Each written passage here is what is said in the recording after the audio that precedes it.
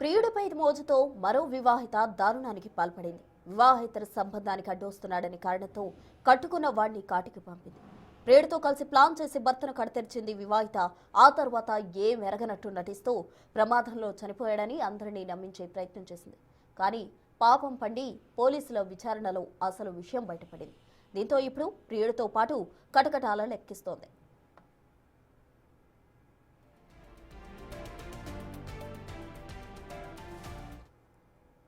అనకాపల్లి జిల్లా చీడికాడ మండలం తురువోలు గ్రామానికి చెందిన డేగల చిన్న కొండమ్మలకు 15 ఏళ్ల క్రితం పెళ్లైంది. వీరికి 12 ఏళ్ల కొడుకున్నాడు.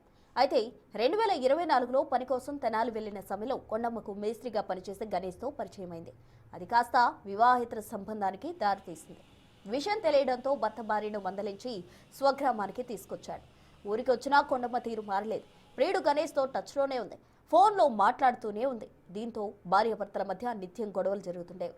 తన సుఖానికి భర్త అడ్డుగా ఉన్నాడని భావించిన కొండమ్మ అతని అడ్డు తొలగించుకోవాలని ప్రియుడితో కలిసి స్కెచ్ వేసింది.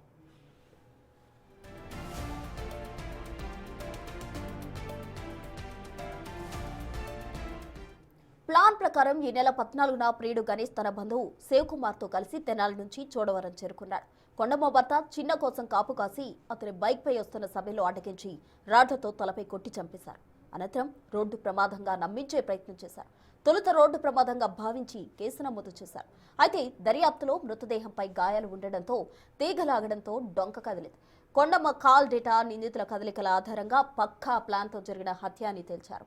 భర్తను చంపిన కొండమ్మ, ఆమె ప్రియుడు గణేష్తో పాటు హత్యకు సహకరించిన శివకుమార్లను అరెస్ట్ చేసి రిమాండ్కు తరలించారు.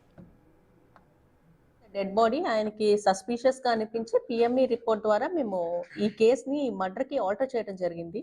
దీంట్లో తెలిసింది ఏంటి అంటే, going in to the facts, ఎవరైతే డిసీజ్డ్ ఉన్నాడో, డిసీజ్డ్ వైఫ్ ఎవరైతే ఉందో A1 కొండమ్మ, ఆమె అండ్ ఆమె ఈ తెనాలికి ఈ కూలి పనులకు వెళ్ళినప్పుడు A2 ఎవరైతే ఉన్నాడో అతనితో పరిచయం ఏర్పడింది.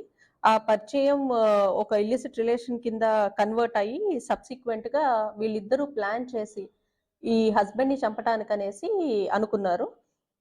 దీంట్లో భాగంగానే ఎవరైతే A2 ఉన్నాడో A3ని తీసుకుని, శివకుమార్ ని తీసుకుని ఈ చీడికాడ పోలీస్ స్టేషన్ లిమిట్స్ కి వచ్చి భోగి రోజున ఈవిడితో కలిసి వెళ్ళి ఈ డిసీజ్డ్ ఎవరైతే ఉన్నారో అతన్ని ఈ తల తీసుకెళ్లి తాడి చెట్టుకు కొట్టి తాడుతో మెడ బిగించి చంపటం జరిగింది. తద్వారా అతను చనిపోయాడు. సబ్సిక్వెంట్ గా వీళ్ళిద్దరూ తెనాలి వెళ్ళిపోయారు. ఈ లేడీ ఇంటికి వచ్చేసి ఈ హస్బెండ్ కనిపించట్లేదు అని చెప్పి మనకి చెప్పడం జరిగింది. తద్వారా విలేజ్ ఎల్డర్స్ వీళ్ళంతా వెళ్ళి సర్చ్ చేస్తే ఈయన బై యాక్సిడెంట్ చనిపోయినట్టు ప్రొజెక్ట్ చేసింది. కానీ based on investigation and investigative facts ఇది ప్యూర్లీ మర్డర్ కింద మేము సస్పెక్ట్ చేసి ఈ A1, A2, A3ని మేము పట్టుకోవటం జరిగింది.